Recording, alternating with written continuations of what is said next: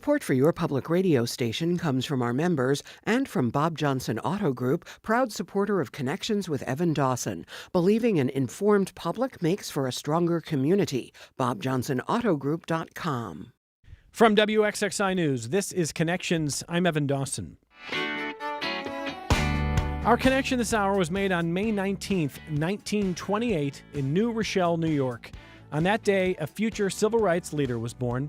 Constance Mitchell, or Connie as she was best known, was the first African-American woman elected in Monroe County.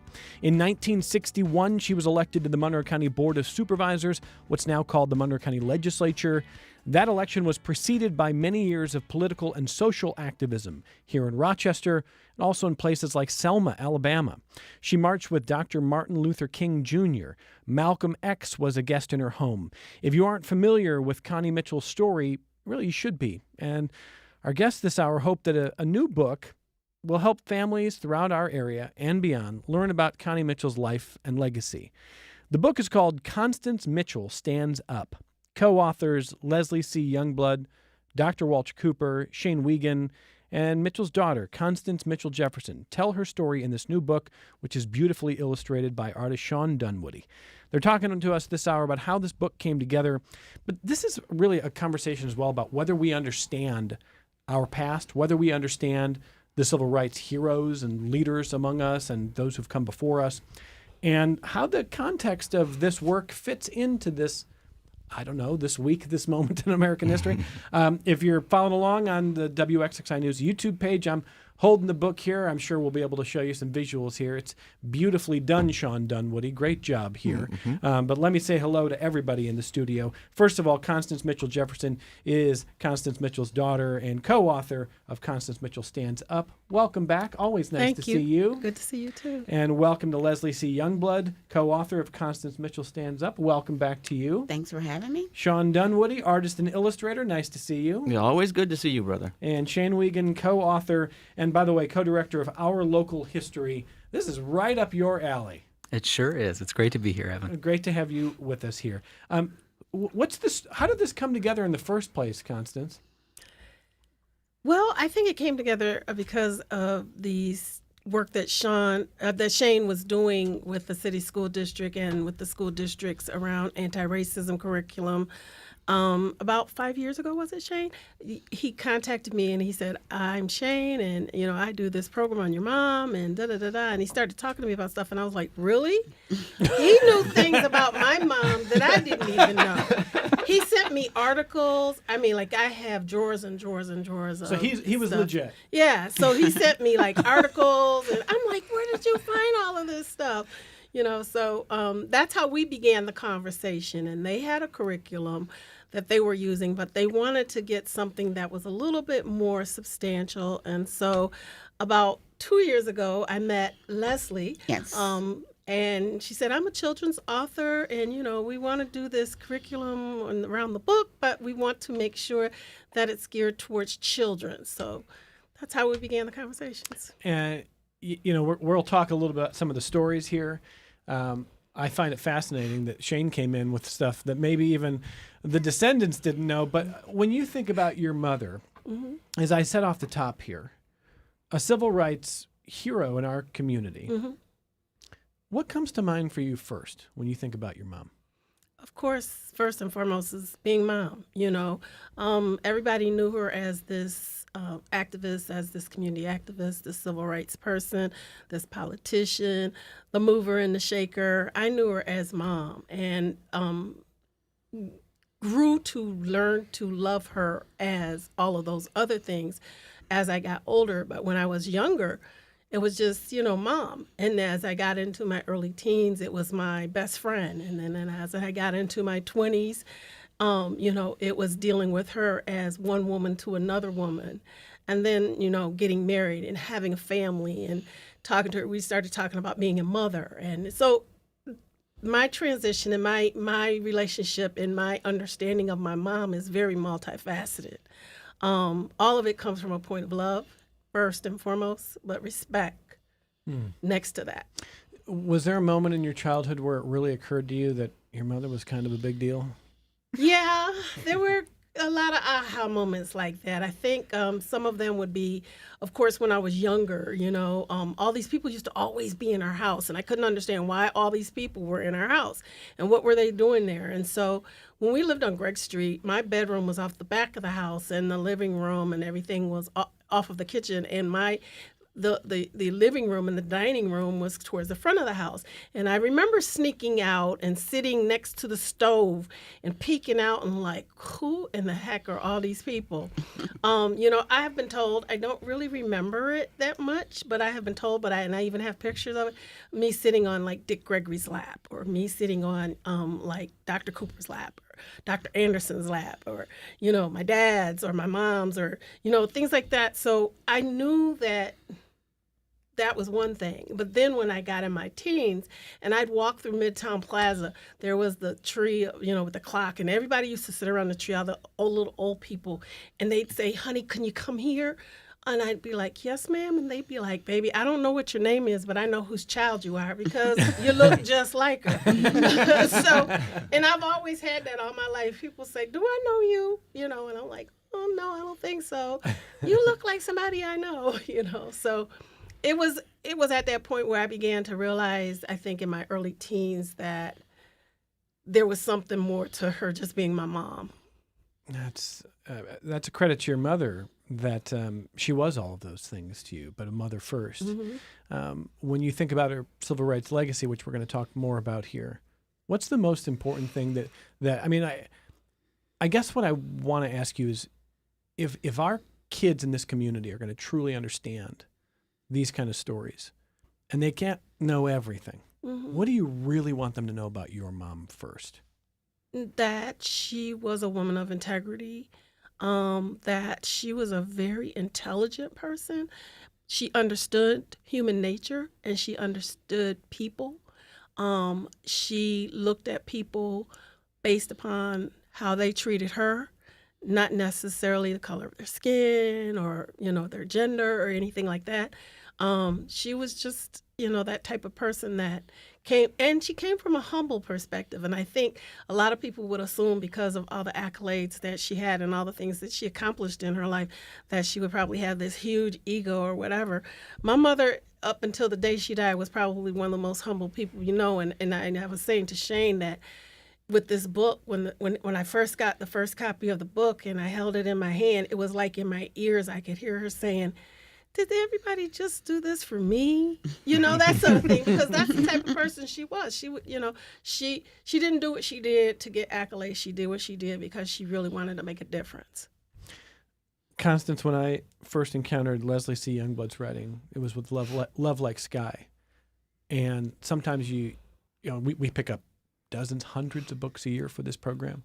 And that was one of those ones that producer Megan Mack and I were like, no, she is really impressive as a storyteller, as a voice for, kids. Really an amazing writer. How did you get hooked? You talked a little about meeting her a couple of years ago, but how do you feel about getting hooked up to write this story and working with someone like Leslie? Oh, I'm just honored that, she felt as though this was a project that she wanted to be involved in. I think, her accolades and the things that she has accomplished in her life, you'd say, okay, a little 20-page book may not be something that she'd be thinking she'd want to, get involved in. But I think she looked at it from the bigger perspective. And she looked at it from the fact that it was going to be a learning tool for children.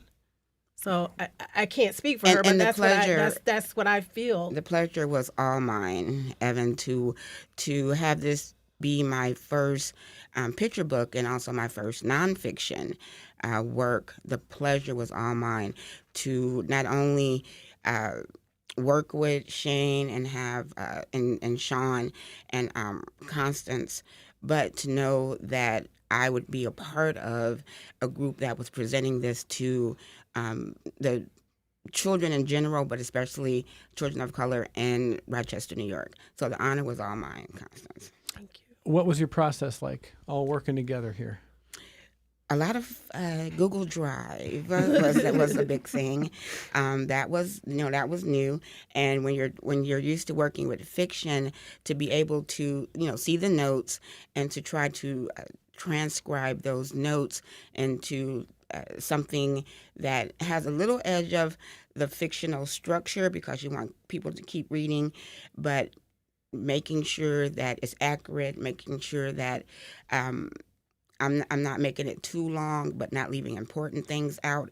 So pretty much the same structure that I follow in fiction, but just making sure that I stick to the facts and do the best job I could to represent someone who deserves it so much. But I also think there were so many facts that we gave her. Right. And there was so much. And it was like, for me, I was so curious to see what the end result was going to look like because we talked for hours. We did.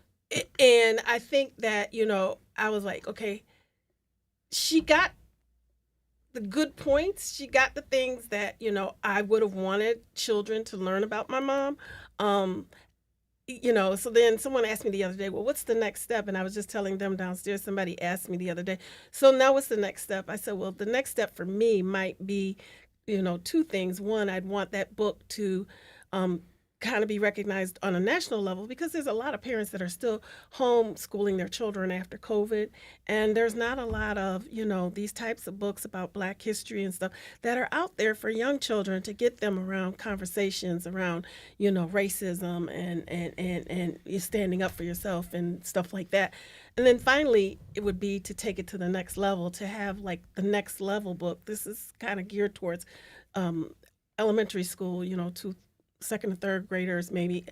I want something that would maybe go for like 6th to 8th graders. Well, sure, yeah. Right. So this one is geared middle grade for the young and young at heart, but always, ages up, but a young adult version. I mean, that's like be literally your jam. Yeah, that's it. That's my forte. So maybe there's more on the horizon. Before we even talk to your colleagues across the table, as we talk about this book, Constance Mitchell Stands Up, where can people get it? Can people get it now? Yeah? You can get it at Hippocampo Children's Bookstore. You can get it on Amazon, Barnes & Noble. You can also get it on our website, ccsi.org/ourlocalhistory, and that's where you can get it for the cheapest price. So each of those options are there, and then majority of the profits will go into donating books to students in our CSD schools in second grade. If you're listening now, if you're watching on our WXXI News YouTube channel, you may know Shane Wiegand. You may not. And I want to talk to you a little bit about your ideas about educating, because not to oversell it, but Shane is someone who has gained a tremendous amount of respect in this community as an educator, as someone who wants to really peel back authentic history and understand it and not run from it, and to make sure kids get that experience in a way that is appropriate for the age, but not scared of what that means. So Shane is someone who, the first time came on this program, I was sort of blown away years ago. And now you're doing this work with Our Local History. You believe so much in making sure that kids get an unflinching look at history that is appropriate to their age, but honest. Tell me how this factors in, and tell me why this you think is going to be an important piece. I think how this factors in is, well, first, we needed something in the early grades where kids could latch onto a story, not a whole huge social studies lesson, but something that tied right into the New York State standards around how do we create safe, kind, and fair communities where we celebrate difference, and how do we make change. That's right in the ELA and social studies standards from kindergarten through 12th grade. But at second grade, we really saw a need with the state standards to tell that story. And I'd written an early version of this book with Dr. Cooper about Connie Mitchell and her story, and she just resonated more than almost any other local civil rights leader with my kids. They just loved that this everyday lady who loved pizza, who wore the coolest jackets and had these amazing cat-eye glasses, was getting up in front of all these big scary white guys and telling them what was what. You know what I mean? And they loved when Dr. Cooper told them the boys were all afraid to run because we'd lose our jobs and Connie was the only brave one. That blew us away. The kids got that story. And so when my fourth graders and I read Love Like Sky, they connected with those characters and loved Leslie's writing. And I felt okay, if we ever get some grant funding someday, we got to figure out how to bring all of this together and tell a beautiful children's story. And slowly it started to come together. Because what we want kids to see is that change happens even in the hardest of times like we can feel right now. It was like that in the 1950s when Connie Mitchell started to get involved. When you think of who was in charge of Rochester in 1958 when she first started getting engaged with the Delta Resics at Baden Street, I can't imagine how she and her friends, Dr. Cooper, Bill Lee, a bunch of others, Hannah Storrs, they get organized and say, no, we're gonna run for office and have our first black elected official. And they lose, and they do it again. And the next time, Connie doesn't do it on big speeches. She does it by going door to door with a mug of coffee and a big bag of sugar, just rolling up her sleeves, which is why I love the cover that Shawn illustrated so much. Any kid can relate to how she did it. She knocked on doors. She used her personality. She made connections. She didn't do any of it alone. And that's key. You look at Dr. King and you're like, I could never be that great of a speaker. I never could. Most of us can't. There's only one Dr. Martin Luther King, but any of us could be Connie Mitchell. I mean, we can't, but like we can get involved the way she did. She's one of us here in Rochester. Well, it had to be Shawn Dunwoody, didn't it? Of course. So this is the cover that Shane's talking about, but there's so much great art here. How did they pull you in this, and what does it mean to you to be involved with this one? I don't remember how I got pulled into this. I think Leslie called me one day, and I'm like, yeah, I'm down with this. I'm down for whatever. Let's make it happen. If we can tell this story, let's do it. And it was really trying to understand from Leslie's writing and from Constance and from Shane and Keisha, all these folks. How do we tell this story? How do we tell this story in a visual sense that's appealing, understandable, not abrasive, but inviting. So it's like, how do we tell this story? And so after reading through Leslie's writing and discussions, I fed off of the idea of mom, Constance. I felt that was the beginning of the stance, as you talk about that, Shane. I felt that was the stance. The coffee, walking around with the coffee warmer and carrying you. I felt that was the strongest point to do, to go door to door and carrying you around and saying, hey, let's talk over coffee about what I'm running for. That's a lot. That's a superwoman there. And so I felt, with the standing up and the rising, I felt that it reminded me of, I think I gave the pitch of let's look at this like Wonder Woman. Wonder Woman. So that's why you have that sort of rainbow. That one picture in sort of like the center of the book where it's like all of these different, things colliding into one. That's what I thought of. I said, this is almost like, those old Batman kapow, wow. Right. Cartoons. That's how I wanted it. She's a superwoman, so why not play it as it is a super character? So you get the panel where it's all broken up. It's like, oh, there's an accident, oh, there's a snowstorm, oh, there's all this other stuff. It's like connected chaos, and I felt let's really tell that story and have it be vibrant and connected to young people. And the choice of watercolor was sort of connected to when they were talking earlier about getting this into school curriculums. So if they can get these books in their hands, this is also a way to attach it to another avenue of learning. So you can actually take this book into your art class, and you can have second graders and third graders work with watercolors so they can understand, hey, I'm painting the same way that this book is written about Constance Mitchell. So you can find other avenues to find connection points. So I thought it was a great experience, a great way to work with this team. It took me a little time to figure out what to do. They're like, what you doing, man? Come on, man. What's going on? We got to get this book going. But sometimes I have to live with a piece and be with it. So it was a great experience. I loved it. Shane, you want to jump in on that? So kids have loved the art, and they're like, how did he do it? And so we created a PowerPoint with the rough drafts. So we have the pencil sketches, that's so the rough cool. puff sketch, color sketches, That and is then the so cool. finals all in one slide. And when kids in art classes are looking at this, they're like, whoa. Like that's been the coolest thing. The kids have loved it. Wait, And I wanted to do something that, I didn't want to do anything digital. I wanted. You mean AI didn't do this? Oh no! Some of it. No. But I wanted it to be. So when I had talked to these the folks earlier, I said I'm going to do these. I'm going to actually paint these because there might come a point in time where this travels, or you want to do something with it, and you actually have hard copy watercolor paintings, pencil sketches, roughs that you can show the process and you can actually touch them and feel them. So I felt like let's create a legacy along with this that travels with the name of Constance and travels with this book, and let's have some physical, tactile things that people can engage with. And may I Done add, that with hundreds of teachers no, and kids already. no AI writing was involved in this book. Let's make that clear. Gosh, that's a And the one conversation thing I for liked another day. too, Shawn, that you did was, in addition to the watercolors, you provided still life pictures. So that kind of drew it home so that they could kind of look at, okay, well, here is the real Constance Mitchell, and here's the Like this one? painted. Yeah, that's the painted. Yeah, running for office there. Yeah, there it is.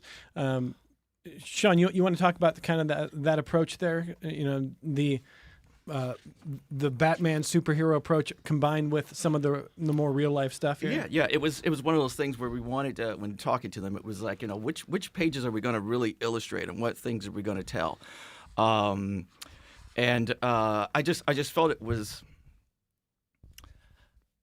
I wanted to once again attach it to the superhero thing. So like at the page where she's got to answer the phone, she's doing hair, she's typing, she's washing. It's like all these things that are happening, which connects to another thing, Charlie's Angels.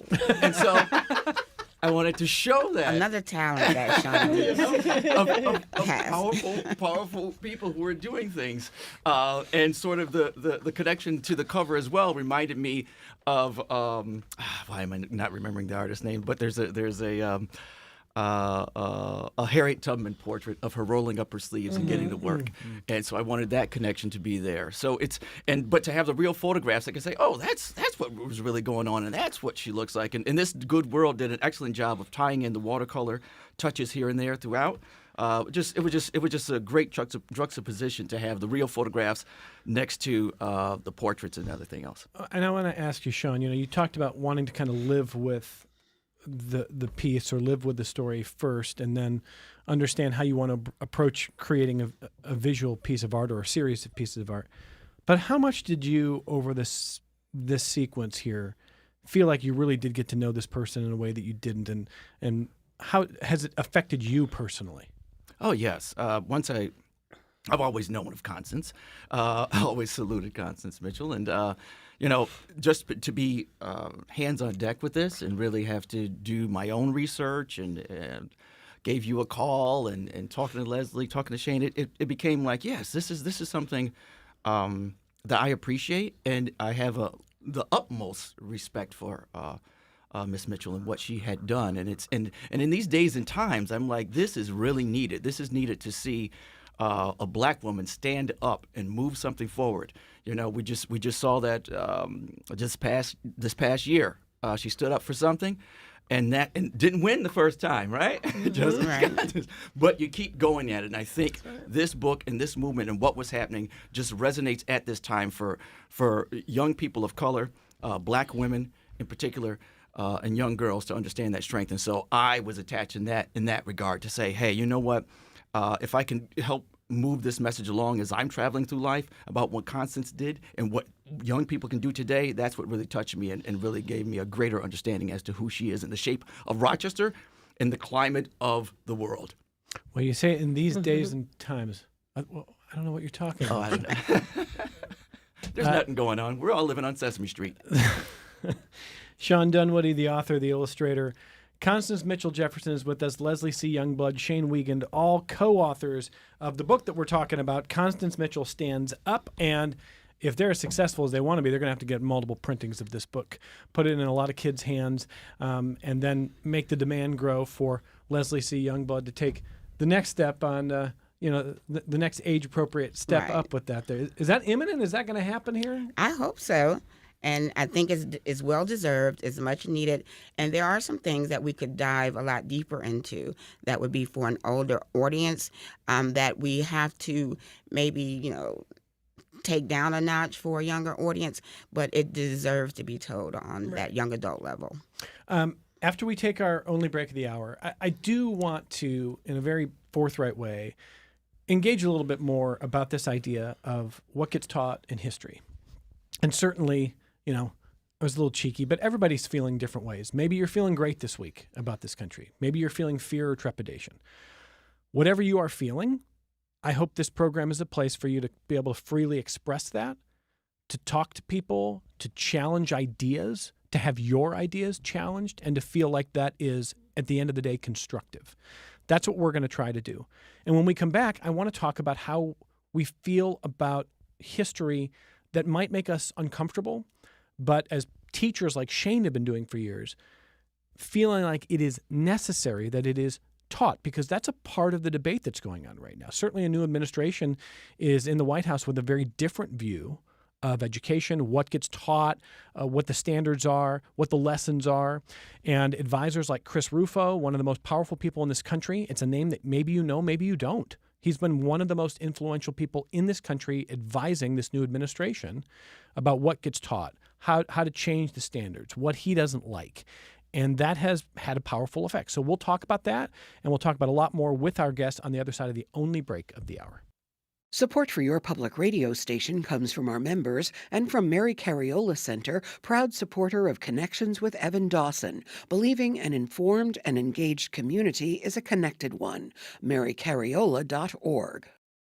This is Connections. I'm Evan Dawson. There's a good chance if you've got kids in school, they may encounter this book now. And tomorrow is a big day for Constance Mitchell-Jefferson. What's going on tomorrow? So tomorrow I will be doing the first of what I hope to be many talks at a elementary school, number 4 school here in Rochester. And I'll be reading the book to the students, and I'll be reading and answering their questions and telling them, reading the story, but ad-libbing more into the story with them. So it's like a discussion. And then they'll be able to ask me questions and things of that nature. So Where is this happening? number 4 school. Number 4. Going to be a great day. I suspect you'll eventually be doing a lot of that, don't you think? I hope so. I mean, I made myself available to Shane and the members of the local history organization and told them, I said, look, if teachers are looking to do something a little different, they're talking about the curriculum and all, but if they really want, someone that can come in and talk personally, I'll make myself available. So that's starting tomorrow, but eventually over time, maybe, Shane, they will do more. Maybe schools will reach out more. When you want to tell people, if they are not familiar with our local history, what your mission is? Yeah, our local history was birthed by teachers trying to answer their students' questions about, did civil rights happen in Rochester? And of course it did. Hundreds, thousands of everyday people who worked to fight against slavery, redlining, and today for equity all across our community. And as we started answering those questions, we realized there is the need to do this well in a way that's developmentally appropriate for kids, and it is in line with New York State standards and the New York State Culturally Responsive Framework. So our mission is to empower, equip, inspire teachers and community members with the tools to explore their local history of civil rights through inquiry, equity, and action. Do individual teachers reach out to you? Is it administrators? Is it, a district, a board? Who reaches out? Usually it's superintendents, principals, teachers. We work with 22 local school districts, several charters, as well as RCSD. We've trained, at this point, about 30,000 people in their local history of civil rights in the Rochester area, running workshops on how to teach this history, or workshops at nonprofits and businesses on how to learn the lessons of this history and decide for themselves what it means for their organization. Have you had any districts or individuals tell you they were uncomfortable with what you brought to them? People are uncomfortable before we come sometimes because they're worried. There's the scare tactics that are out there that some say that we shouldn't tell these true stories about what happened in our community, or that it's indoctrination to tell the truth about what happened in our community, whereas instead we say, we do inquiries. We're not telling you what to think about what happened. We're giving you primary sources, first-person accounts, and an inquiry-based lesson or resource for teachers in the community to talk, explore across different racial, demographic, political lines and say, this happened in our community. Here's how some people decided to try to solve this problem. What can we learn from it? From Connie, there is so much to learn from how she tried to create change, no matter your political back or stripe or background, right? But don't you think given this political and cultural moment, Some might say, okay, well, you can say that, but I know what you want me to think. You're trying to get me to think a certain way. Sure, I think some people see that, but when we come in and we ground our work in restorative practices and group norms, we invite them to engage in the inquiry. The thing I will say is they are making a choice to tell these stories, and that is a political choice, right? For centuries in American schools, in my school growing up in Webster, I didn't learn any local civil rights history. I didn't learn that slavery happened in New York State. I didn't learn about redlining. It is a choice to teach all of the New Deal or all of civil rights if you want to do those things. And you can't, it's impossible to get all of it. But we want to elevate and amplify the stories of everyday people, not just heroes, which is a different idea of history, of how we teach. And so that is something that the experts all across the country are saying is important, and how to talk about social studies and history. We're just trying to bring in best practices and not just teach these local stories, but help teachers build safe, welcoming, and affirming environments where kids grow up in school seeing not just one image of Harriet Tubman or Frederick Douglass during Black History Month, but learn about Black history, Latinx history, LGBTQ history all year. Not being told what to think about it, but being invited to decide what it means for them. That's what our mission is really grounded in. And the districts that get that, which I would say a majority really do. There are some that they're afraid, or they have parents that are pushing back, I think sometimes out of fear or ignorance. Especially if I saw some of these news stories that are out there, I'd be worried. I'd say, yeah, I don't want that in my classroom. And that's why we do just as much in schools, in the community, at libraries and churches, and say, parents, community members, do it yourselves. Give us feedback. Let's make this better. And on the whole, people are saying, oh, I can't believe I didn't know this about my community. If we love our community, we're going to tell the truth about it, the good and the bad. That's how we make something better. And that's what I hope we do in this moment. And let me just probe one other point that you're making there, that I think part of what you're saying is some of the fear that you encounter, in your view, is based on the way work like this, maybe not your specific work, but maybe work in this realm, has been described or even stereotyped or demagogued. And so that a fear rises. Sure. How would you describe the fear? What do you think people are afraid of? The truth. It's hard to face the truth. It was really hard for me when I first tried to answer my fourth graders' questions 11, 12 years ago. And when a student asked me, well, did your family learn about, did they benefit from redlining? And I had to ask that question to my grandparents. And I realized, yeah, the generational wealth, the way I bought my home, it comes from racism. Like, racist policy is why I have a different level of wealth than a lot of people in this community, even as a teacher. And that's hard for people to admit, because it means, does that cheapen my family's story? And the place that I got to was, no, it's part of my story.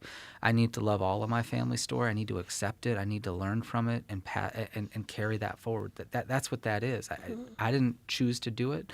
I didn't make redlining happen, and yet I've benefited from it. And that's really scary for people to think about, right? It's scary to think, my town, Penfield, it's named for an enslaver. My city, Rochester, named for an enslaver, right? Like, it's hard to feel that. We just want to feel good sometimes, but I feel like it's a cheap good. I think there's something richer when we get into the hard stuff. We talk about it together, and when you do that with kids who are hungry to just have the truth told to them, they know things aren't right. They know that there's problems in the world. How did people try to solve it before? Has it always been like this?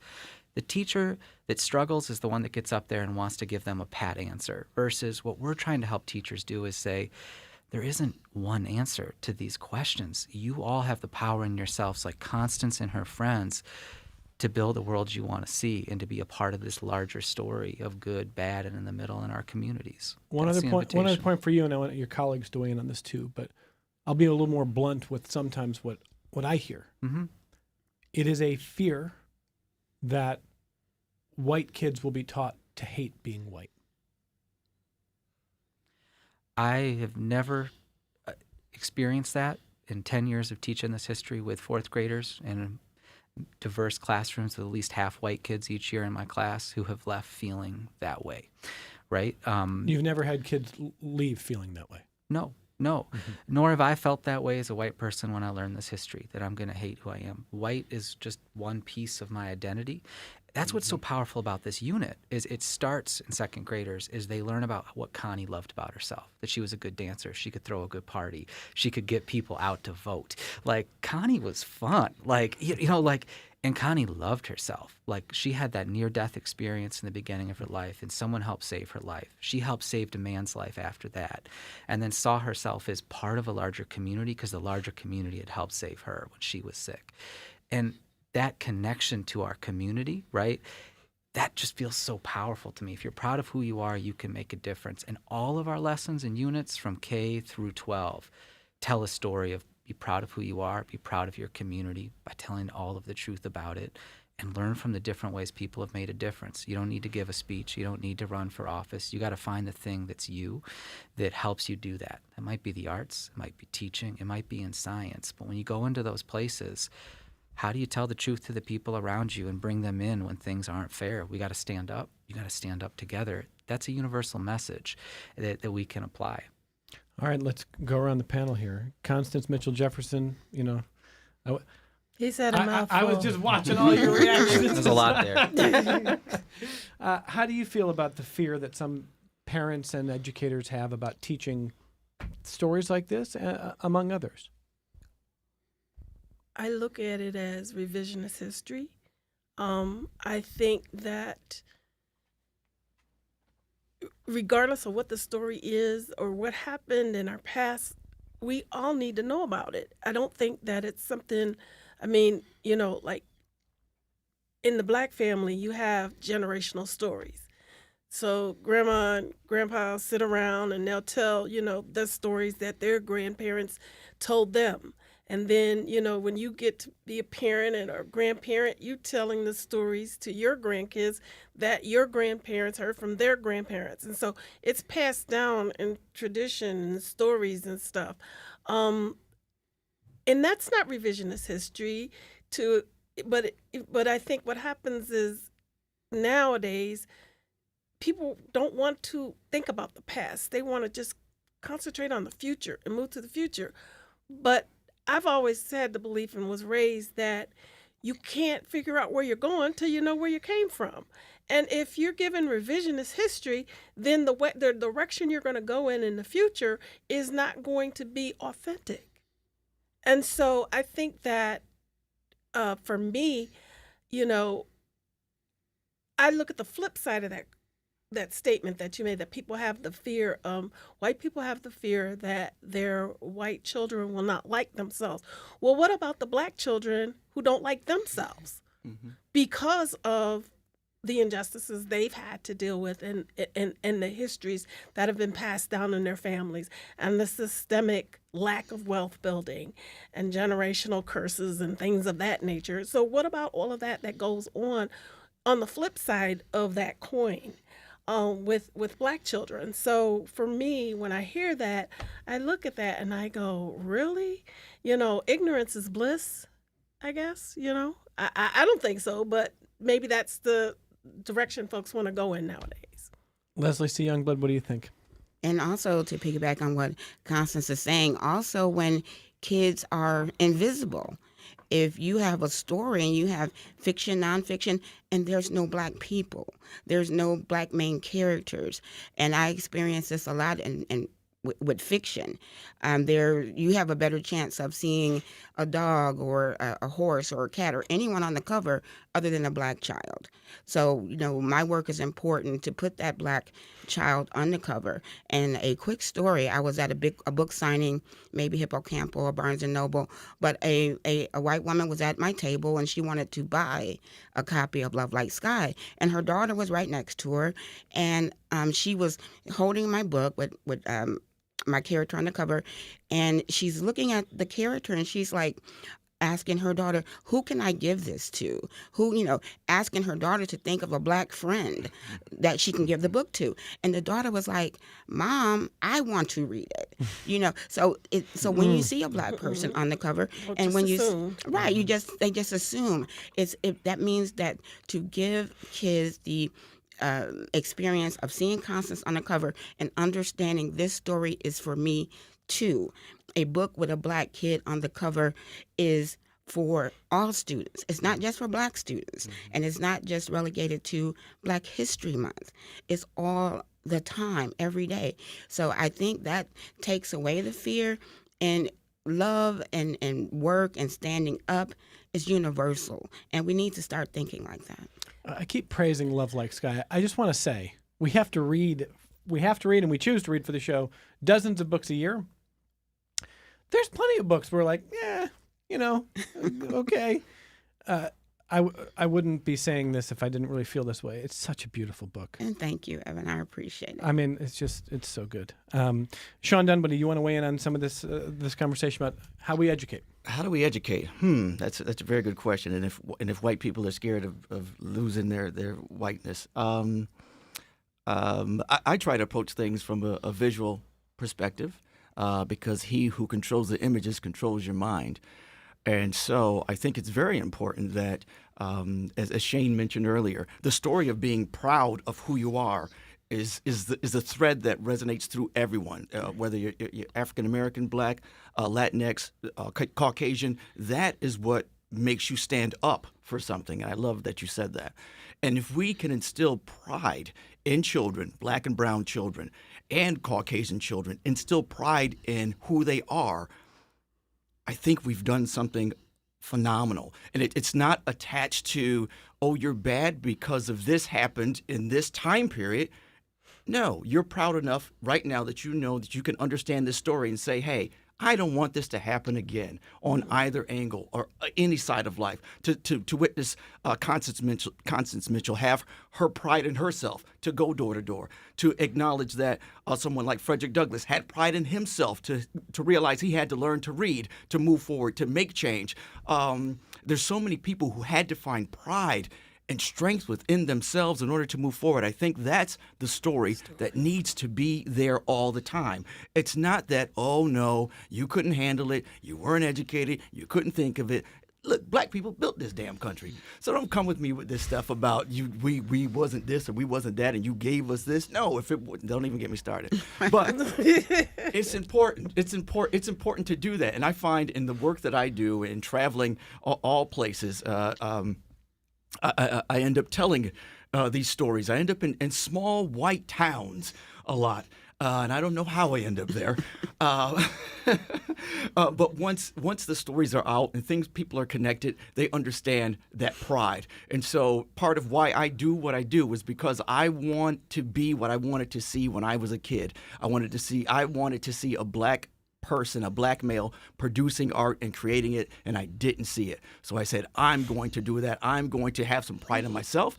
I'm going to stand up, and you will then see a Black man making artwork, and that's why I do it. I think it's important, and this connects back to Constance Mitchell and her Stands Up, and it needs to be resonated throughout all districts and all young people. Be proud of who you are. You don't have to have too much pride in a lot of things that may have happened, but be proud of who you are and the changes that you can make in your future and those around you. Exactly. You said you don't want to get me started. Are you not started? This is the book. I just want to mention again before we get back to Constance. I want you to know that the book is going to be available now at Hippocampo. At Hippocampo Books. If not, your child's classroom soon to be. Constance Mitchell Stands Up. Go ahead. So I just wanted to say, too, that, if you look at my mom's life and you look at how she represented herself in this community, Mom didn't see color. And I think that goes back to her upbringing. She grew up in New Rochester, New York, which is a pocket community right outside of New York City. And it was a very diverse community. As a matter of fact, my mother's godmother was an Italian woman. So I think that when you look at how she dealt with, when she left politics and she started out in the community and she started making connections, in Washington and Albany, the people that congregated to her were all white males. Bobby Kennedy, Horton, Rockefeller, all of those people, that were in charge of government called on her to ask for her opinion and things of that nature. I think when she started PRISM, program for Rochester to introduce students to science and math through the IMC. Jack Hostetler and John Berry, Jack Berry, they came to my mom, Don Berry, and they said, hey, Connie, you're a black woman, but we want you to interface with corporations in this town, and we want you to create a pre-college program, and then through that, she went on to become, a lot of people don't know, she became the president of the first initial organization for the NACME, the National Association for what is NACME? National Association for pre-college admissions, as well as minority engineering, and she helped be at those foundings of that. Those were all white males that she dealt with. They were all white women that she dealt with. It wasn't, her as a person of color going in trying to make a difference, in a white arena. It was just her going in as a person trying to make a difference in the arena. Well, let's listen to some of her words, because we've got some of Constance Mitchell's words from a 2013 interview. So she would have been 84, talking to my former colleague, Helene Bianduti Hofer, and Need to Know. This was a conversation with Constance in 2013. And Rob, let's go with soundbite number 2 first. This is Constance Mitchell talking about civil rights energy and how different that was from 50 years prior. I think it's 2 different types of energy. I think then it was like excitement. Now it's anger. You have a lot of anger out there because things didn't move as fast as people expected them to. And I worry about it because I know whenever we sit down, and a group of us sit down, I can begin to all of a sudden hear the frustration and the anger coming out.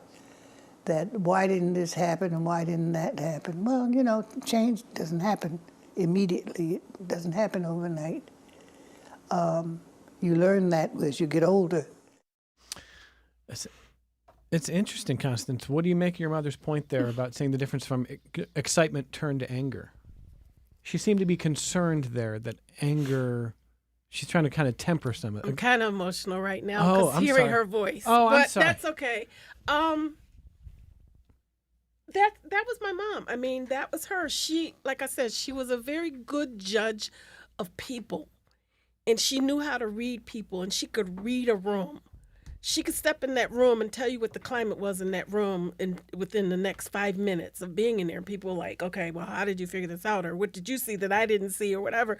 But she was just in tune to human nature and to people. Are you okay if we play one more? Yeah, I'm okay. Are you sure? Yes. I want it's good your to hear her permission. voice, because I've been saying to somebody, I said, I got to get some of her old tapes and stuff because I haven't heard her voice and I want to hear her voice. So hearing her voice just caught me off guard here. Well, this is more of that conversation in 2013 on WXXI, talking about Constance Mitchell's message for today's generation. When I do a comparison of what happened then and what's going on now, we've come a long way.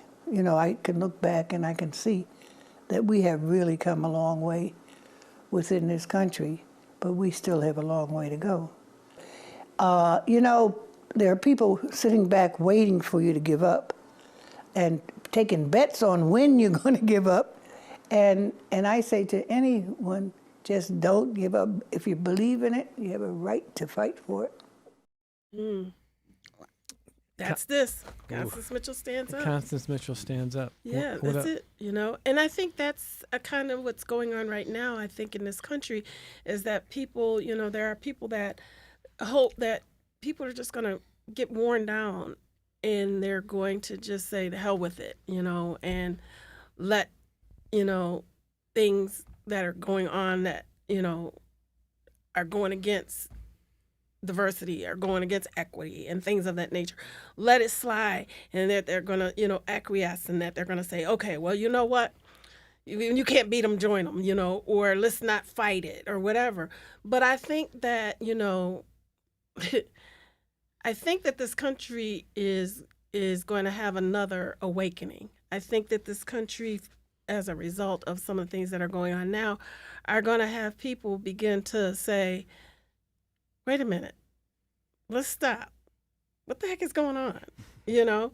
And I'm just waiting for the day when that happens so I can sit back and say, well, hello, as my mother would say, thank the Lord. Thanks for letting us share her voice. Thank you for sharing it. It's great to hear her voice. Shawn Dunwoody, what do you make of what you heard from Constance there? It is so true. It is so true. When she addressed, the optimism and the pride early in her earlier days, and seeing the anger, you can see that. You can see that in people, and it hurts. I'm so glad I got the chance to hear those wise words, because sometimes we think we're responding to a situation as appropriately as we think we are, but we may just be responding out of fear and anger. And take a breath, take a moment, find the exciting point that gives you that moment or that reveal to say, yes, I can see a bit of light, and I'm going to keep going towards that. Not that I'm surrounded by darkness and there's not enough light. Always go toward the light. And I love those words, and that I like that. It made me reframe how I'm looking at 2025. As we wrap up here, if you want the book, you can go to Hippocampo Books in Rochester. If you want to learn more and get in touch with our local history, Shane, how do they do that? You can go to ccsi.org/ourlocalhistory. That's where you can get the book as well, learn more about how you can have us come in, run this workshop for your teachers on how to use the book, help kids be proud of themselves, get involved in caring about their community and the way that they see fit. And if you want to read more of Leslie C. Youngblood's books, where do you want people to find your work? They can find it anywhere books are sold. Website, lesliecyoungblood.com, all social media. And I just want to add that this book and any book is a chance for kids to tell their story as well, to write, to learn, and to recognize people in their family. So thank you. It's beautiful. Constance Mitchell Stands Up. It's out now.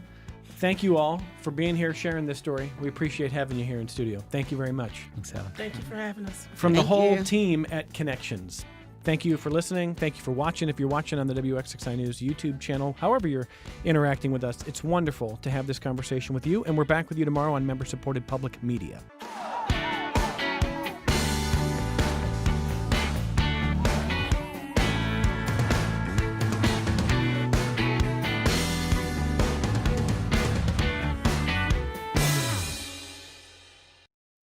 This program is a production of WXXI Public Radio. The views expressed do not necessarily represent those of this station, its staff, management, or underwriters. The broadcast is meant for the private use of our audience. Any rebroadcast or use in another medium without expressed written consent of WXXI is strictly prohibited. Connections with Evan Dawson is available as a podcast. Just click on the Connections link at WXXInews.org.